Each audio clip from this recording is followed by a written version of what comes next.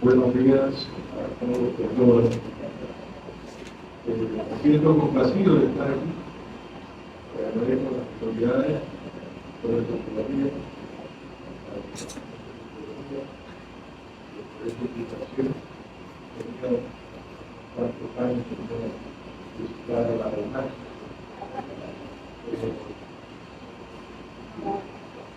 Ciertamente por eso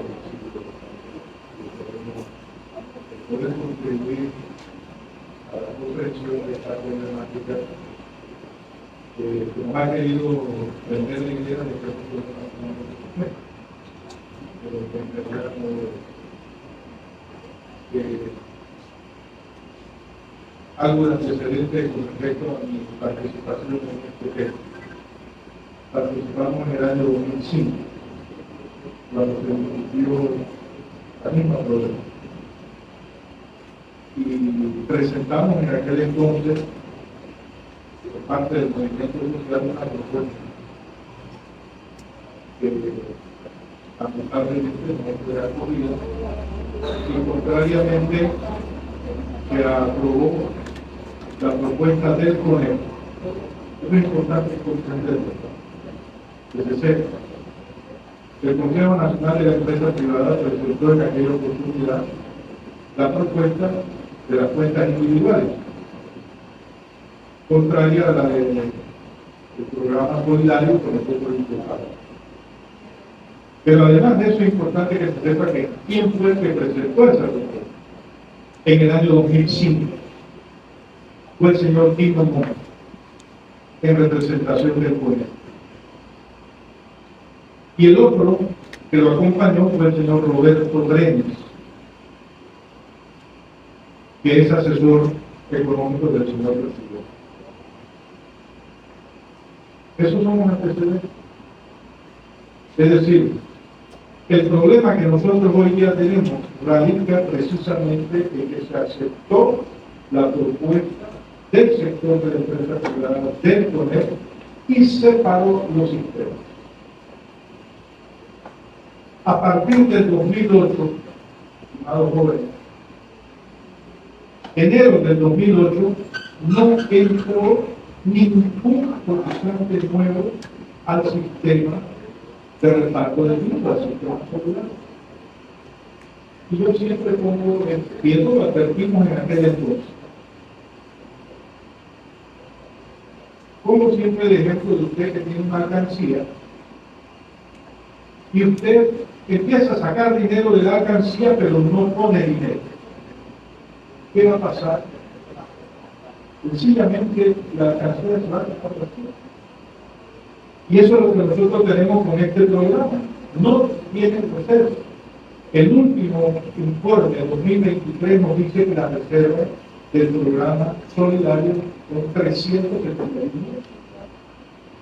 Eso representa quizás una quinta parte, quizás una séptima parte de lo que son las pensiones que tenemos que pagar todos los días. Pero la raíz está en que se separó los sistemas. Nosotros vamos a ver eso. Porque los fondos globales han crecido por encima de la pensión. Los fondos globales han crecido al 9,3%, las pensiones al 8,2%, lo cual quiere decir que los saldos operativos son positivos. Y esos saldos operativos ganan intereses porque son casi inversiones, lo cual quiere decir que esas reservas van aumentando. Por eso es que la Junta Técnica Actuarial de la Caja de Seguro Social, y por un lado, nos dice que si se unificaran los sistemas, que es la propuesta que tiene el movimiento social hoy día, unánimemente, los únicos que han estado planteando seguir con las cuentas individuales e incluso aplicarlas, es decir, pasar parte de lo que hoy día es del sistema de cuentas solidaria al sistema de cuentas individuales, es el sector de la empresa privada, el CONEP y la Cámara de Comercio. Todos los demás sectores que hemos participado, y viene ahora la segunda parte de decirlo, cuál ha sido mi participación en esto, que hemos participado en las discusiones en la presidencia, porque yo también he estado participando en esa mesa, fui quien presentó la propuesta de la Confederación Nacional de Unidad Sindical Independiente CONUSI de los trabajadores. Ante ese grupo, fui yo quien presentó esa propuesta. Pero también debía estar hoy allá, pero preferí estar aquí, porque yo sé lo que puede pasar. Y a mí me interesa sobre todo que los jóvenes y los que estamos en este proceso de jubilación conozcan qué es lo que estamos haciendo. Entonces, eso le alcanzaría a esta causa, ¿verdad? No es que los pensionados, los cotizantes no hemos estado aportando suficiente como para pagar las pensiones, eso no es cierto. Sino es que como se separó el sistema, usted tiene un sistema que tiene 371 millones, 351, que es el sistema solidario, y por otro lado tiene otro que tiene 6.700 millones acumulados, que es el sistema de cuenta individual. Entonces, lo que está hoy en debate, jóvenes, es esas dos versiones.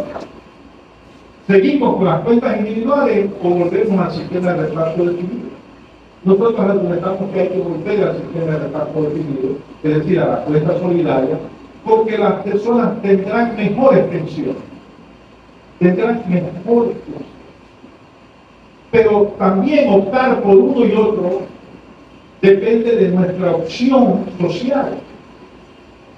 Visualizamos que las pensiones son un derecho, que es lo que sostiene las cuentas solidarias, o nosotros entendemos que las pensiones son un ahorro que hacemos, que es lo que plantea la cuenta individual. Y le vende a los jóvenes que se van a jubilar mejor, que las cuentas individuales, como son un ahorro suyo, nadie va a usar sus ahorros. Que el sistema solidario usa los ahorros de ustedes para pagarle a otros. ¿Ve? Y entonces le vende la idea al joven que es que lo que nos estamos jubilando, le robamos sus pensiones, sus ahorros. No, jóvenes. O sea, el sistema solidario lo que dice es que la pensión es un derecho. Nuestros aportes a las pensiones no son o no es únicamente lo que nosotros nos descuentan del seguro social. Nuestro aporte es el aporte a la creación de riqueza, producto de nuestro trabajo. Eso es lo que nosotros aportamos a la sociedad.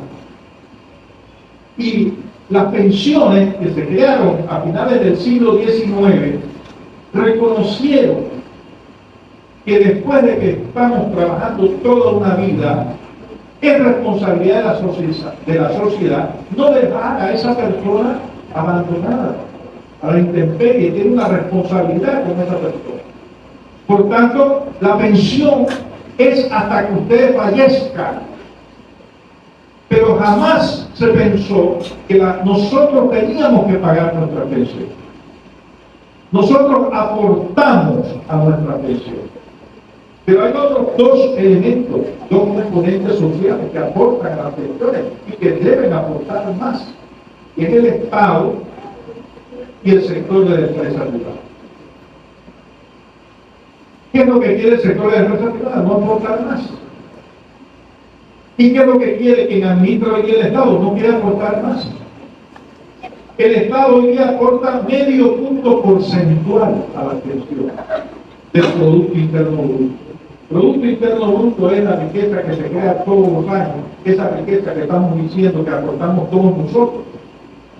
Pero si cuando se distribuye lo que producimos, se le da una pequeña parte al trabajador y la gran parte va a la empresa, evidentemente es poco lo que yo puedo aportar. Pero si además hay inestabilidad laboral, yo no puedo aportar 12 meses al año.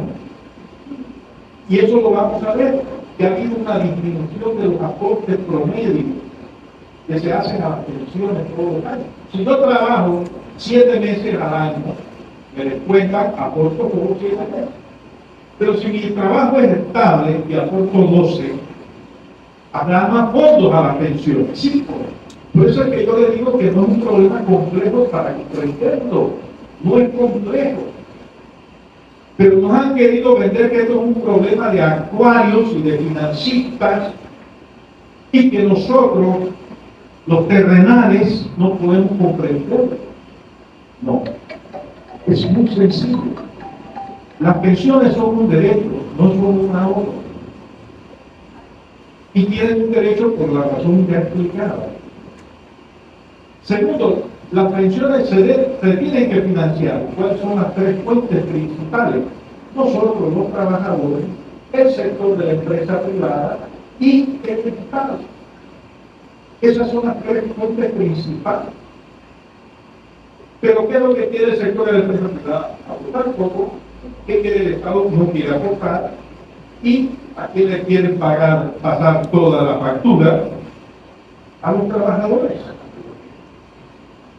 Pero ¿quién fue el responsable de que el sistema hoy día solo tenga 351 millones? ¿Fueron los trabajadores? ¿O fue una decisión del gobierno y empresa privada en el año 2005 de separar los sistemas? Y ahora nos dicen que hay que resolver el problema de la caja de seguro social compartiendo los sacrificios. Pero si me aumenta la edad de jubilación, ¿quién paga ese aporte? Si me aumenta la cantidad de cuotas mínimas que yo debo pagar para poderme jubilar, ¿quién me paga ese aporte? Si me dicen que va a bajar del 60%, que hoy día es el reparto definido, a 40%, a reducir la pensión, ¿quién paga ese aporte? Miren, el único elemento que es compartido es la cuota obrero-patronal. Pero la cuota obrero-patronal, la empresa paga 4,25% de los salarios y los trabajadores aportan 9,25%. De allí que nosotros digamos que decimos, y lo dijimos desde el año 2005, el sector de la empresa privada debe aumentar su participación, por lo menos equiparar lo que el trabajador paga, es lo mínimo. Y nosotros vamos a ver aquí los escenarios, qué pasaría si eso ocurriera, qué parte de nuestra cultura. Entonces, eso como antecedente, jóvenes. O sea, el tema de las pensiones tiene que ver con muchos elementos que están relacionados a lo que nosotros en economía llamamos de elementos macroeconómicos. Nuestra propuesta,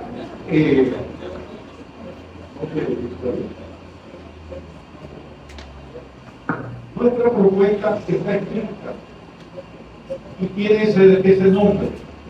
Nosotros lo elaboramos en el año 2021 y ha sufrido cambios, algunos de los cuales voy a mencionar acá. Pero ustedes pueden buscarla en el internet y ustedes ponen la denominación rompecabezas de la Caja del Seguro Social y ustedes van a encontrar el documento. También elaboramos otro documento.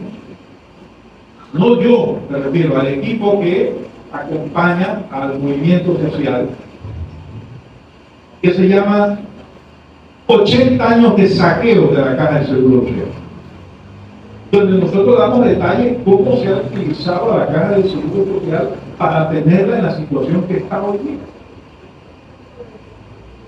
¿Cómo se ha robado el dinero de la Caja del Seguro Social? ¿Cómo el Estado no ha aportado lo que le ha tenido que aportar?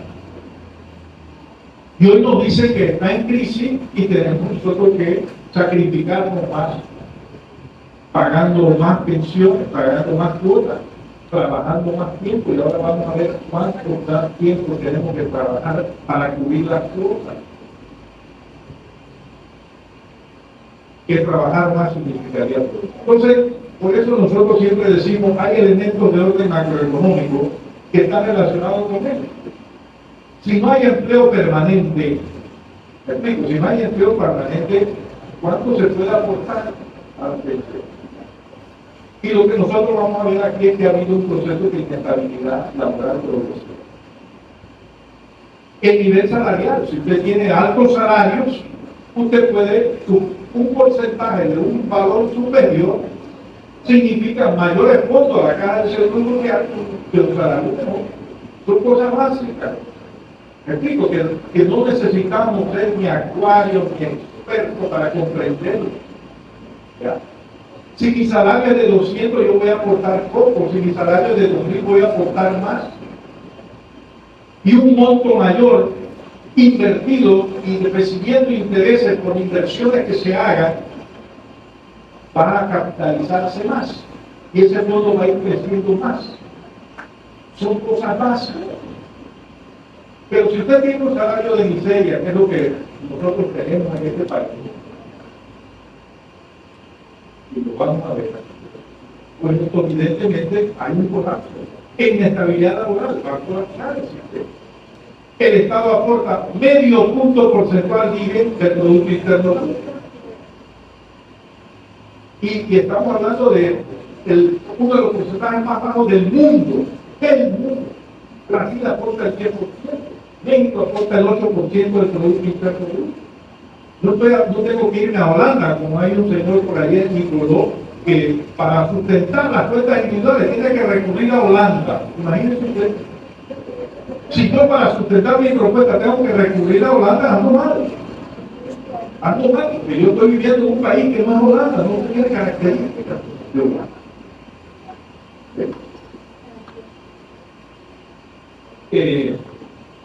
La distribución del ingreso, que tiene que ver con los salarios, pero la distribución del ingreso visto globalmente. Y también el crecimiento económico fuerte del hombre productivo. Un elemento macroeconómico que voy a tratar rápidamente. Esto es la característica del empleo. Miren, analizamos periodos del 90 en adelante, luego vamos a ver periodos más largos, de 1946. Lo que nosotros tenemos son altos niveles de desempleo. En década del 90, después de la invasión, el desempleo superó los 2 dígitos, es decir, superó el 10% hasta el año 2005. Con ese nivel de desempleo hay una gran cantidad de personas que no han podido aportar a su pensión. Ahora vamos a ver el promedio. Miren, hoy día el promedio de cuotas que paga un trabajador es de 7 cuotas para hombre. 7 cuotas al año, no 12, 7, el promedio. Mujeres, 6,5 meses al año. Las mujeres aportan menos. ¿Por qué? Porque las mujeres tienen características laborales también diferentes. Entran más tarde al mercado laboral y tienen que estar entrando saliendo por una circunstancia biológica de nacimientos. Y ocurre que cuando llegan a 50 años, pierden el empleo, sus dificultades para encontrar otro empleo es más difícil. Y eso vale para otras características de trabajadores. Trabajadores de la construcción. Usted pierde el empleo a los 50 años ya, y le cuesta encontrar empleo. Y si usted no ha acumulado las cuotas necesarias, tiene problemas para acumular. Por eso hablo del promedio. Si el promedio es 7 y algunos aportamos 12 al año, quiere decir que otros que aportan 3. Y esos que aportan 3, que representan el 14% de los cotizantes, esos no se van a jubilar jamás. Si acaso recibirán una indemnización. Aquí el empleo más largo, le decía, del 46, alto nivel de desempleo, que se traduce en un problema de la pensión. La participación de los salarios en el Producto Interno Bruto, fíjense, 1992 era 45.8. De toda la riqueza que se creaba, 45.8 iba para salarios. Hoy día, 22,7. 22,7. Por eso nosotros insistimos, es necesario redefinir el modelo económico de manera que produzca mejor distribución de la riqueza. Pero eso tiene su contrapartida, y es que si la participación de los salarios cae, la participación de las ganancias sube. Y usted ve aquí la línea roja, que es la participación de las ganancias en el Producto Interno Bruto, aumenta del 26,8 a 63%. De 100 balboas que se producen hoy día, 63 van al sector empresarial. Entonces, ¿cuál es el aporte del trabajador? El aporte del trabajador es la totalidad del Producto Interno Bruto, la totalidad de lo que se produce en el país. Ese es el aporte del trabajador. ¿Por qué el trabajador está aportando poco a sus pensiones? Porque una proporción menor de lo que produce va a él. Eso es sencillo. Y entonces el sector de la empresa privada dice, no, lo que pasa es que usted aporta menos de lo que usted saca del sistema. Usted aporta 20.000 y saca 30.000.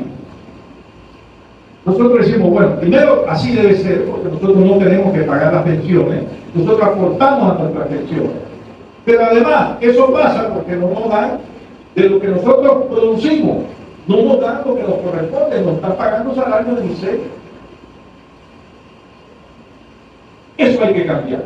Y ahora el Estado. El Estado, miren, los ingresos tributarios, es decir, los impuestos que cobra el Estado. Estamos hablando de un periodo del 70 al 2023. Nosotros vemos un quiebre a partir de la invasión. Es decir, cuando se afinca el modelo neoliberal. ¿Sí? La participación del Estado tiende a caer del 12,5 a 7,7 en el año 2023. Ahora, ¿de dónde proviene esto? Profesor hablaba de quiénes son los dueños de Panamá.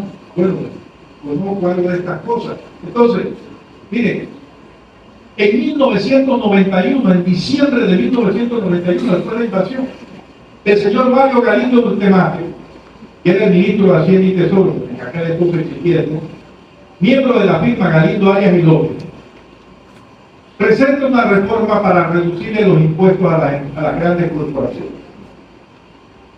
¿Quién era el presidente de la Comisión del Ministerio de Comercio e Industria donde se discutía el primer debate eso?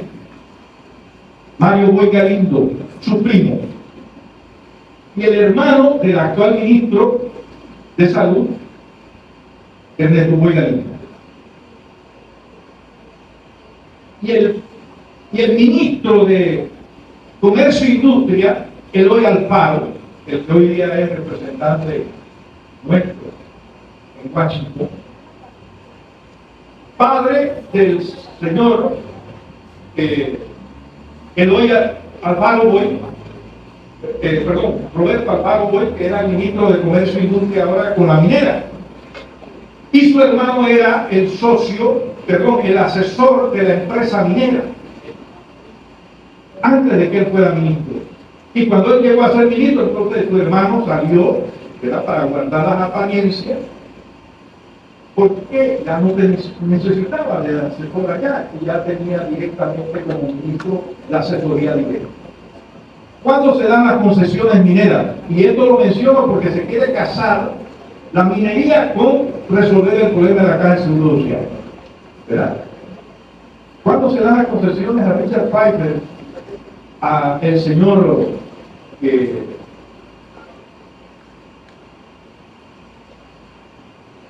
Boy, el nombre, Ernesto Boy creo que era el tío de la esposa del presidente Ernesto Pérez Valladares, que apareció en la junta directiva, la primera junta directiva de la empresa que se le dieron las concesiones. ¿Quién era? En ese periodo 91-93 se dieron esas concesiones. El ministro de Comercio era el señor Eloy Alfaro. Y la familia Boy, durante la década del 90, adquirió 511 hectáreas que se las dieron basado en una sociedad de protección forestal, Río Caimito. Y luego adquirió de otros allí 200 hectáreas más, reunió 711 hectáreas. Estoy hablando de la familia Boyd, junto con la firma Morgan y Morgan, y se la vendió a la empresa minera en el año 2012, 711 hectáreas. Y se supone que esa era una reserva forestal, Río Caín. Es decir, aquí lo que se trata es de un sector. Mire, el sector que hoy día nosotros nos estamos confrontando frente al tema de pensiones es el mismo sector que aquella época.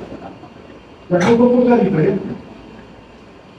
Y nosotros por eso dijimos, ¿para qué vamos a hacer hoy día la presidencia? No, ya nosotros sabemos que van a presentar ahí.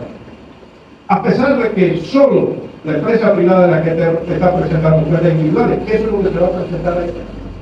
Eso es lo que se va a llevar a la asamblea. Y han dicho que nosotros no tenemos sustento en nuestra propuesta y vamos a ver hasta dónde eso es. Bueno, voy a pasar rápidamente a algunos casos. Miren, evasión fiscal. La evasión fiscal, no estoy hablando de la evasión de la cuenta del Seguro Social, 9.000 millones por año. Las empresas no están pagando los impuestos que deben. Si el Estado recogiera más impuestos, tendría mejor capacidad para aportar más al sistema de pensiones y a resolver toda una serie de problemas y necesidades sociales que tienen. Estamos hablando de que del 2007 al 2023, 94.000, casi 100.000 millones de dólares evadidos. ¿Y esos datos son míos? No. Esos datos son de la Dirección General de Ingresos, que está bajo el Ministerio de Economía y Finanzas. ¿Y cómo es posible que una oficina del Ministerio de Economía y Finanzas dice nos están evadiendo esto y no hacen nada para enfrentarlo? Eso es cinismo. Y después dicen que el Estado no puede aportar. Claro, ¿cómo va a poder aportar? Por eso nosotros decimos, tienen de dónde sacar los fondos. El problema es que se necesita voluntad política para hacerlo. Miren, deuda. La Constitución establece, eso ha aparecido ahora en la cuestión del presupuesto. Los diputados pueden tocar cualquier cosa del presupuesto, menos el servicio de la deuda. Por Constitución, por Constitución. Y eso no estaba antes del gobierno militar, eso no estaba antes de la Constitución del 72. Antes de la Constitución del 72, eso no estaba. Eso se incluye en la Constitución de 1972. Ese elemento. Antes, los créditos tenían que ir a la Asamblea. Se quitó eso.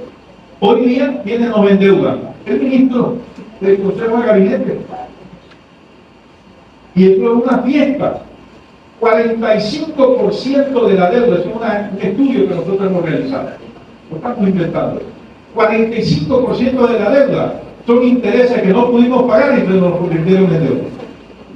Es como cuando usted tiene, bueno, ahora en la pandemia muchos no pudimos pagar nuestras deudas con los bancos. ¿Qué hicieron los bancos? No, pero vengan acá, nosotros vamos a refinanciar esto. Y los intereses no nos convierten en deuda. Entonces los intereses que nos convierten en deuda empiezan a cobrar intereses. Y cuando en otro momento tampoco esos intereses los podemos pagar, pues los convierten en deuda. Entonces intereses empiezan a agregar intereses e intereses. Eso no es una acción económica, eso es usura. Por eso nosotros planteamos siempre que necesitamos hacer un audito de la deuda. Nosotros ya no sabemos ni a quiénes le debemos. Nos dicen son bonos que estamos vendiendo, pero ¿a quiénes le estamos vendiendo? O sea, eso es un secreto. Ahora, el actual presidente ha dicho que todo lo que tiene que ver con los litigios con la minera se convierten en confidenciales, no pueden ser públicos. Esto aprobó el Consejo de Gabinete. A propósito de la transparencia. Bueno, mire, estos son los salarios. 721.90, ¿qué quiere decir? Es la mediana. La mediana es la mitad. El 50% de los que trabajan ganan eso y menos. Pero hoy día eso representa, bueno, 2019, hoy día es menos. Representa 487 balboas. Hoy día, 721 representa 487 balboas del 2021. Es decir, las pensiones tampoco toman en cuenta el deterioro de la capacidad adquisitiva. Nosotros nos jubilamos con 300 balboas, dentro de 20 años vamos a estar cobrando 300 balboas, pero esos 300 balboas dentro de 20 años no tienen el mismo poder adquisitivo que cuando nos jubilamos. Si es que llegamos a vivir 20 años. Mire, casi 18% de la población trabaja más de 40 horas y recibe menos de salario mínimo. Esa es la característica del mercado laboral. No es que porque usted trabaja más gana más. No, estos trabajan más de 40 horas por semana y no reciben siquiera salario mínimo. Son datos oficiales. Ahora vamos a la cuestión de las reservas. Miren, el total de reservas de la Caja de Seguro Social, incluyendo todos los programas, estamos hablando de 10.000 millones de euros. El sistema mixto, es decir, este de cuentas individuales, que tiene una parte que también es de reparto definido hasta 500 balboas, tiene al 2023, de acuerdo a los informes de la Caja de Seguro Social, 6.716 millones. Y aquí dice 352 millones de cuentas solidarias. ¿Por qué? Por la razón esta del ejemplo de la alcancía que yo les decía a ustedes. Desde el 2008 no fue un 5, se empezó a atacar. Por eso es que nosotros decimos hay que unir los dos sistemas. Nosotros unimos los dos sistemas, tenemos otras posibilidades para enfrentar este problema. Y lo vamos a ver. Aquí está más claro. Rendimiento. Hombre, si la reserva que vamos teniendo, no, mire, la ley dice que se debe procurar rendimiento del 6,5% de la reserva. Este es lo que le hemos tenido. El mejor año, 4,9 en el año 2007. Imagínense ustedes, todavía no había entrado el sistema de cuentas individuales, ¿no? Después de eso estamos bajando, 2,4 en el año 2023. Nosotros estamos financiando a la banca privada y a la banca oficial. Nosotros tenemos reservas en el Banco Nacional que nos están pagando medio punto porcentual. Si usted lo alarga un poquito más de tiempo, 1%, 1,2%. Y cuando usted va a pedir un préstamo al Banco Nacional o a la Caja de Ahorro o a cualquier banco privado, ¿le dan un menor tasa de interés? Entonces nosotros estamos financiándole, le damos dinero barato y nos cobran caro cuando nosotros lo vamos a pedir prestado. Nosotros decimos, eso se tiene que prestar. Y lo dijimos en el año 2005, no lo estamos diciendo ahora. ¿Cómo es posible que la ley dice procurar 6,5? Mire, desde el año 2012 tengo ese comportamiento, 2010, tengo ese comportamiento de 2%. ¿Cómo es posible que yo no me hubiera siquiera preocupado de decir, oye, espérate, o sea, la ley dice procurar 6,5, ¿por qué estás teniendo 2,4? ¿Me explico? Llamar a capítulo a los directores de la Caja de Seguro Social y a la Junta Directiva, porque eso también es responsabilidad de la Junta Directiva. Pero sencillamente digo, no, pues es que yo procuré, pero no pude. No, entonces no puedes, pero estamos otro, que haga algo. Por eso nosotros hablamos que entre las soluciones hay que buscar mejores rendimientos. ¿Y cómo buscamos otros rendimientos? Mejores inversiones. Tenemos que hacer inversiones productivas. ¿Por qué nosotros no podemos hacer programas de vivienda? Óigame, nos asustaron con Sayet, ¿verdad? El problema de acá en Seguro Social. Y aquí va después el compañero a profundizar sobre ese tema, ¿verdad? Y no, ya no podemos meterme en eso. ¿Por qué la ampliación del canal de Panamá prefirió buscar un banco extranjero y no recurrió a la Caja de Seguro Social de préstamo y te doy una mejor tasa de interés aquí? Todo queda aquí. ¿Por qué? ¿Por qué el Estado pide préstamo para hacer el metro, para hacer las 8 pistas esas que bueno, les dicen algunos, para hacer el nuevo embotellamiento, ¿verdad? Y recurre a la banca privada internacional y no recurre a la banca acá del Seguro Social? Y cuando recurre le paga intereses de porquería, ¿verdad? Entonces, hay maneras. Mire, los créditos, eso está en la ley 51 y ningún administrador hizo algo al respecto. La ley 51 dice que se puede prestar, que la Caja de Seguro Social puede comprar hipotecas de los asegurados, de los pensionados. Dar préstamos personales.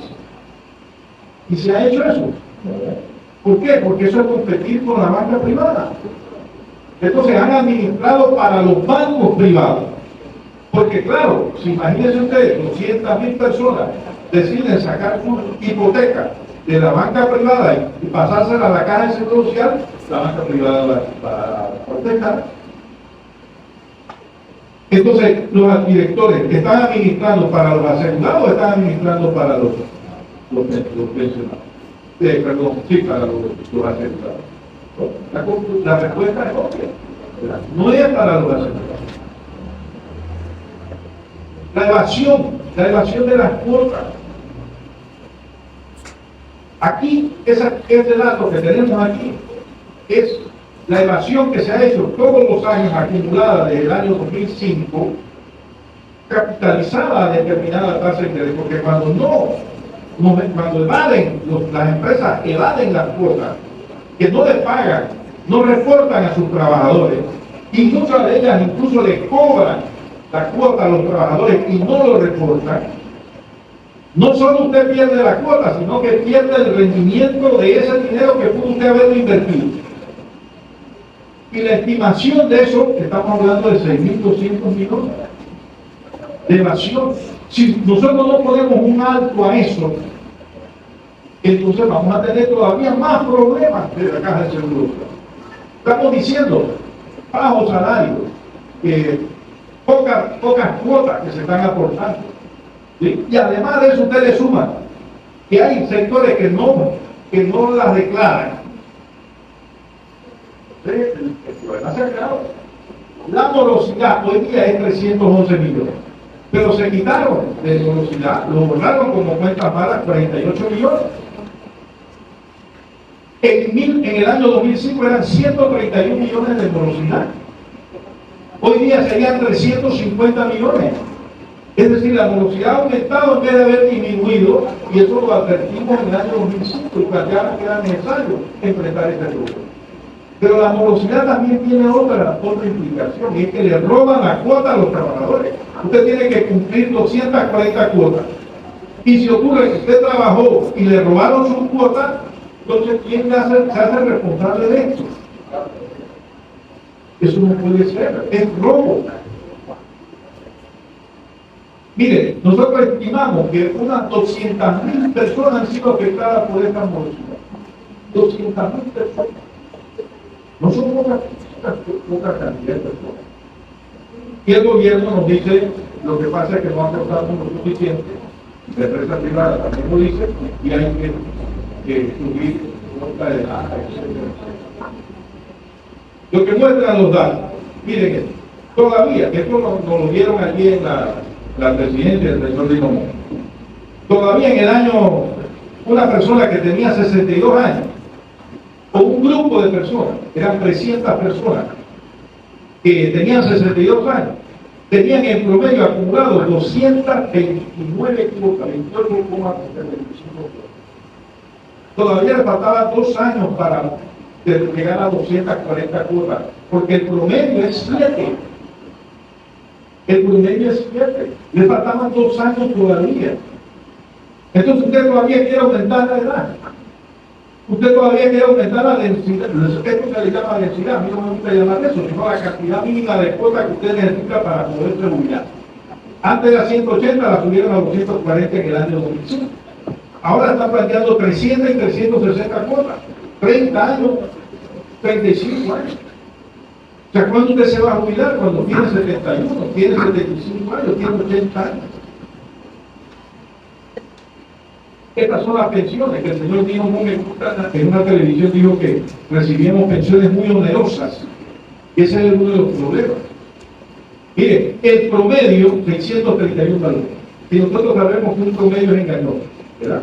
Usted tiene un pollo, le dice que a cada uno le tocó medio pollo, pero uno solo se puede haber comido el pollo. Eso es un ejemplo que aprendí del primer profesor de salud, ¿verdad? Entonces, los promedios son engañosos.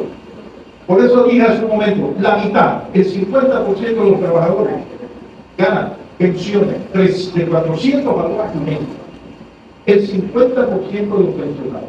El promedio es 635, pero el promedio, una parte recibe menos de eso y otra parte recibe más de eso.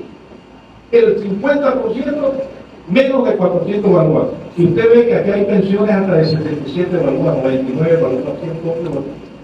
¿Cómo puede vivir esa persona?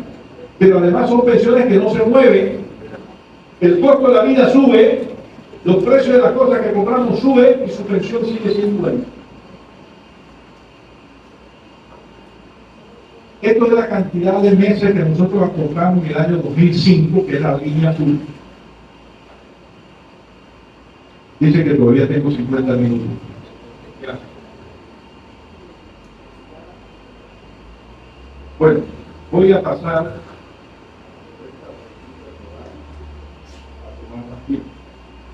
Voy a pasar a lo que es la propuesta. Y de 46 años tendríamos que trabajar si no tuve a crecer. Usted calcula que dentro de trabajar. Tú me quieres que la gente se dice, bueno, ¿cuánto va a vida? Usted a los 20 años trabajar, se va a jubilar a los 66. Usted empezó a los 25, muchos profesionales. Esto después de la universidad, 25, número 46, se va a jubilar a los 71. Bueno, la sostenibilidad de la propuesta. Miren, así está la cosa. Estos son los pagos de pensión. La línea roja es el sistema de cuentas individuales, ¿verdad? El llamado sistema mixto. Bueno, ese está subiendo, ¿verdad? Las pensiones empiezan a subir aproximadamente en el año 2047. ¿Por qué? Hay pocos que están jubilados y empezaron a aportar en el año 2008, ¿verdad? Y una pequeña proporción de los que ya estaban en el sistema viejo se pasaron al sistema viejo, pero muy poco. Entonces, la línea roja lo que me está diciendo es que a medida que va avanzando el tiempo, ese sistema empieza a pagar más pensiones, ¿sí? Pero el otro, que es que el sistema solidario, es al revés. ¿Por qué? Porque no entra nadie y solo se pensionan, se jubilan, y esos que se pensionan empiezan a salir, ¿verdad? En consecuencia, usted ve que el pico del máximo de pensiones es el año 2050 y después empieza a decaer. Bueno, aquí nosotros hicimos las dos, unimos las dos porque nuestra propuesta es unificar los dos sistemas. Nosotros decimos, bueno, va a subir hasta más o menos el año 2050, también, pero empieza después a bajar las pensiones, para volver a subir más o menos en 2083, pero con una pendiente inferior. Una pendiente quiere decir una velocidad inferior. Va a subir las pensiones porque el sistema mixto, cuando ya se unifique, van a empezar a jubilarse de la misma manera que antes se jubilaba el sistema, lo que estamos ahora en el sistema solidario, ¿verdad?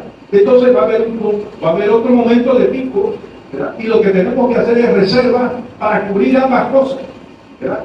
En los periodos de vacas gordas y de vacas flacas, ¿verdad? Bueno, aquí tenemos la base de la propuesta, voy a dejarle la presentación, pero tiene distintas cosas, ¿verdad? Hablamos de reducir el desempleo, hablamos de política macroeconómica, había que reducir el desempleo. Mire, a 5% al año 2095, ese es el escenario nuestro. Hay que mejorar la distribución del ingreso, que los salarios representen una mayor proporción del 22,7 al 30%, eso sí lo planteamos como política que se llegue al año 2034. Que el Estado aumente su participación, hoy día es 0,5% del Producto Interno Bruto.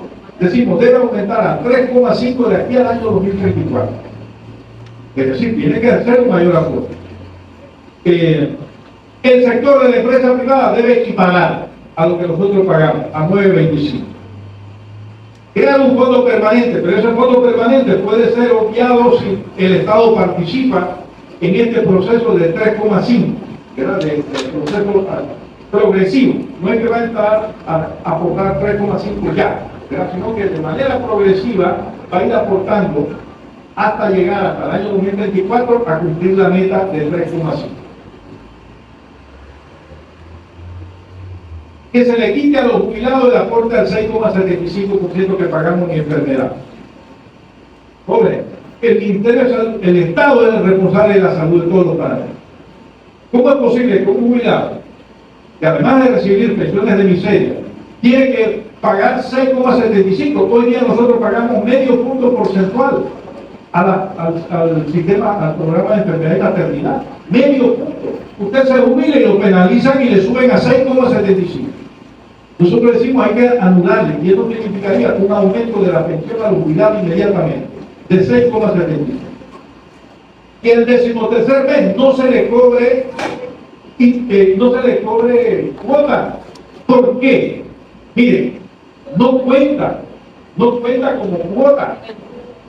Debían ser 13 cuotas, ¿verdad? Si no me cobran las cuotas del seguro social, impuestos por IBM, ¿verdad? La cuota de IBM, me cobran desde el 13º mes, entonces la quien debiera contar como cuota. Pues no cuenta como cuota.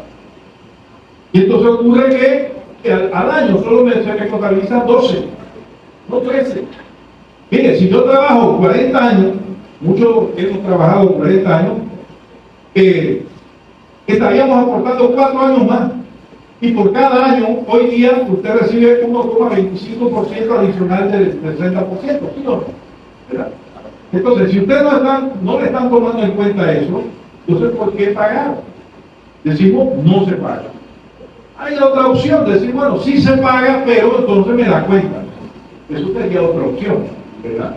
Pero en principio nosotros decimos, no es necesario cobrarlo, porque hay de dónde sacar. Control es eliminar la evasión, eliminar la morosidad. El Estado debe reducir la evasión fiscal al 1% del PIB. Hoy día es el 11% de la evasión fiscal. Esos 9.000 millones de dólares al año. Y la propuesta que estamos presentando incluye que nosotros nos podamos jubilar con el 100% de nuestro mejor salario al año 2095. Mire, nosotros ¿por qué tenemos que aceptar que solo es el 60%? ¿Por qué? Si hay fondos. Entonces viene aquí están todos los datos que tenemos. Vamos a dejar la presentación. Al final tenemos distintos escenarios, el escenario 1, el escenario 2, el escenario 3, ¿verdad? Y luego vamos a explicar qué significa cada uno de estos escenarios. Pero lo que tenemos al final son el total de reservas. De acuerdo a los escenarios, el escenario más desventajoso tendríamos al año 2095 703.000 millones.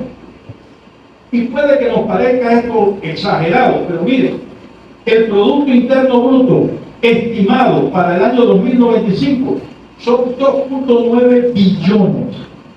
2.9 billones, la tercera columna de la mano izquierda hacia arriba. 2,9 billones es el estimado del Producto Interno. Es decir, estamos hablando del año 2095, joven, ¿verdad? Ahora, ¿cuáles son los escenarios? El escenario 3, que es el de 975.000 millones, implica que el empresario aporta 9,25% equiparado del trabajador y el Estado mejora a 3,5%. Mire, solo esas dos medidas, recuérdense que yo les dije en qué se basaba la propuesta e hice una enumeración distinta. Solo esas dos, el Estado mejora, la empresa privada mejora, nosotros tendríamos 975.000 de reserva. El segundo escenario, se sigue aportando hoy día la misma cuota hoy y el Estado aumenta a 3,5 y se paga el 13º mes, ¿verdad? 740.000 millones. Y el escenario inferior se mantiene el pago de cuota actual y el Estado aporta 3,5, solo el Estado aportando 703.000 millones. Es decir, el sistema tiene sustentación.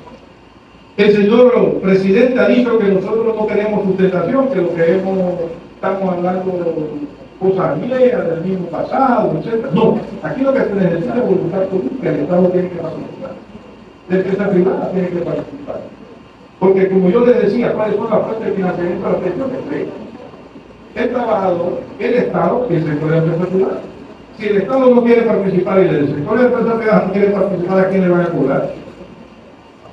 Y si el trabajador no puede pagar mucho porque sus salarios son de miseria, se va a jubilar con miseria. Sencillamente. Mire, aquí esto es incluyendo todas las modificaciones. 3 billones de reserva. Y a esto lo que quiere el sector de la empresa privada es alemán. O sea, la cantidad de reservas que podríamos tener. El estudio de la OIT ha señalado que sin hacer ninguna modificación, mantenernos igualitos, el sistema individual tendría reservas de 200.000 millones de dólares para el año 2020.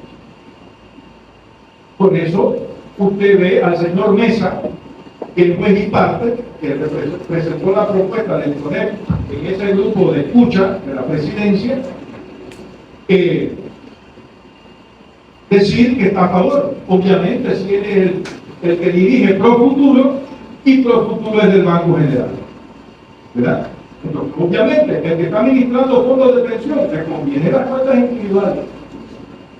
¿A quién no le conviene? A los jóvenes, a los pensionados, porque van a recibir. Miren, el mejor caso en América Latina es que se jubilan con el 37% de su salario.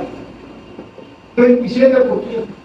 Chile, hay cifras diferentes sobre Chile, pero la última que me informó un funcionario de la OIT, hoy día está al 11%.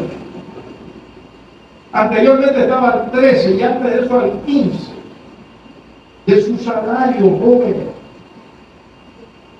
Y si usted tiene salario de miseria y se va a juntar con eso, ¿y qué le va a decir el que administra las pensiones, el sector de la empresa privada? Que usted va a recibir mejor pensión, porque son buenos vendedores de seguro. De eso sí les digo, son buenos vendedores de seguro. ¿Y cuál es el negocio para una aseguradora? Si es un seguro de muerte, que le llaman seguro de vida, es que usted se pueda lo más tarde posible para que siga pagando. Ese es el negocio. Pero cuando se trata de pensiones, el negocio es que usted se jubile hoy y se muera hoy, para no tener que pagar un signo. ¿Verdad? Entonces son buenos vendedores de seguro. Con esto, mi estimado, pido disculpas por el tiempo.